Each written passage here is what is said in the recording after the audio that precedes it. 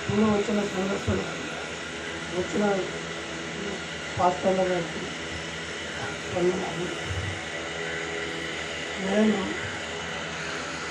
మాది కొత్తగూడెం, ఖమ్మం జిల్లా భద్రాచలం దగ్గర. అయితే రాజేష్ ఎన్నో సంబంధాలు చూశాడు, కానీ ఎక్కడ కుదరదు. దేవుడి కృపను బట్టి, చిత్తాన్ని బట్టి నేను ఒకరోజు మా అన్నయ్య అక్కడ నడిపించారు, మమ్మల్ని ఎన్నో సంఘానికి నడిపించారు. స్టువర్ట్పురం నువ్వు రావాలయ్యా, తప్పకుండా రావాలంటే అది వెళ్ళాము. వెళ్తే ఈ బావగారిని నాకు దేవుడు కళ్ళారా చూపించాడు.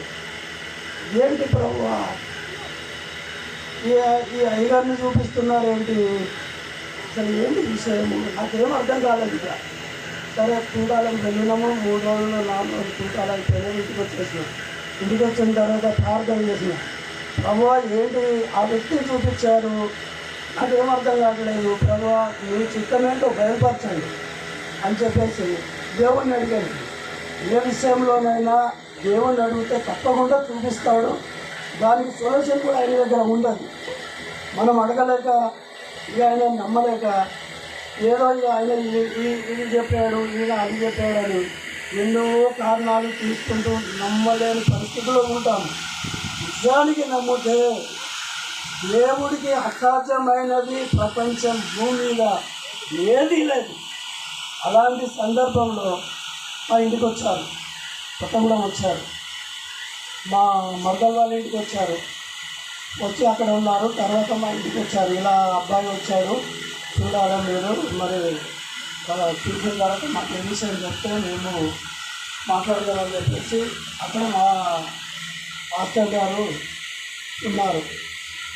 ఈ సార్ కూడా అక్కడికి వచ్చారు. సుమారు సార్ అక్కడికి వచ్చి మాకేం చెప్తారు అని చూశారు, ఇష్టపడ్డారు.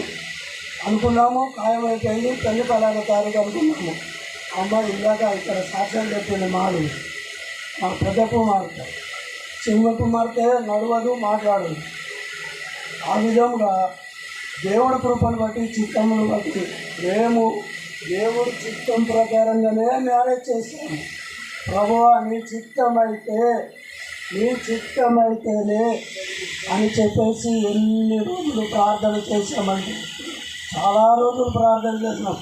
నిజంగా ఈ బావగారు మా ఇంటికి వచ్చినప్పుడు ఎంత దీనత్వం, అలాంటి ఆ బావగారు ఎన్ని మాటలు చెప్పేవాడు.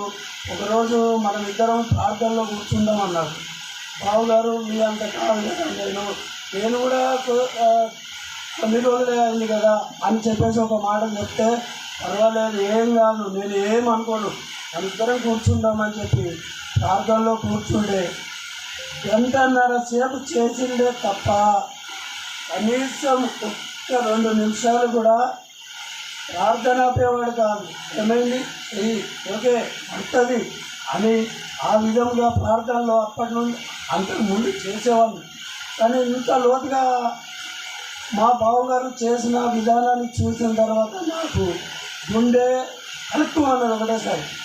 ఏంటి ప్రభు నాకు ఇలా చూపించావు కదా, మరి మా బావగారు చేసిన ప్రార్థన మరి నేను కూడా చేయాలి, అది నాకు కూడా అంతకంటే ఎక్కువ కావాలి అని ఎన్నో విధాలుగా నేను దేవుడిని అడిగాను.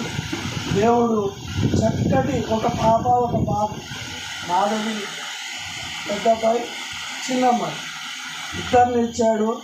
ఇప్పటి వరకు వాళ్ళ కుటుంబంలో ఎలాంటి సమస్య వచ్చినా ఏది వచ్చినా దేవుడి కృపను బట్టి, ఆయన ప్రార్థనలను బట్టి చక్కగా ఇప్పటి వరకు అయితే చక్కగా ఉన్నారు.